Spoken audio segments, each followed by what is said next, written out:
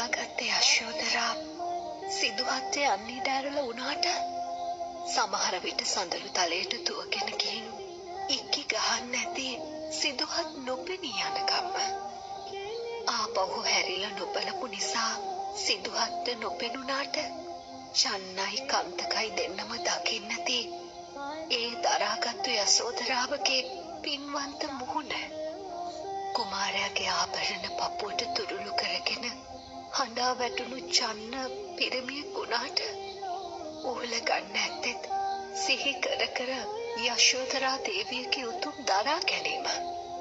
ඒ දරා ගැනීමට පොළව කුකුරලා අහස දෙතරලා කම්පා වෙනකොට ඒක හොඳටම දැනෙන්නේ නැති කන්තකට. කන්තකගේ ලය පැලුනේ ආපහු ඇවිත් යශෝදරා දේවියගේ මූණ බලන්න බැරි කමටත් එක්ක වෙන්න ඇති. එදා යශෝදරාව රළු ආහාර වැළඳුවේ පඳු පාට ඇඳුම් මැන්දේ උඩු මහලෙන් බිමට නොබැස්සේ ලෝකේ කාටවත්ම නොදෙවෙනිව ඒ පපුවේ තිබුණු අසීමිත ස්වාමි භක්තියට. අවුරුදු ගානකින් තමුන්ගේ ස්වාමියා බුද්ධ රාජ්‍ය දිනාගෙන එනකොට එතුමියටම දැනෙන්නේ නැති තමුන්ගේ දරා ගැනීම ශක්තිය.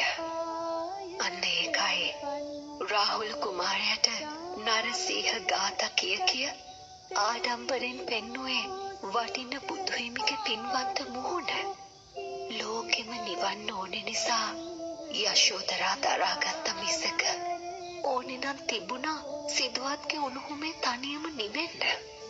එකම එක කඳුලක් හරි හෙළුවනම් එදා යශෝදරා සිදුහත්ට පේන්න ඇත්තටම අත බුදු කෙනෙක් නෑ මේ තුන් ලෝකෙටම.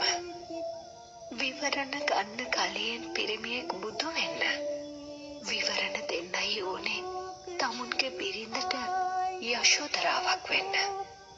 ගෑනුන්ගේ කඳුළු වලට හේතු දුන්නෙම පිරිමි වුණාට පිරිමින්ට දිනන්න රජ වෙන්න බුදු වෙන්න හේතු දුන්නෙම ගෑනුන්ගේ අසීමිත දරා ගැනීම.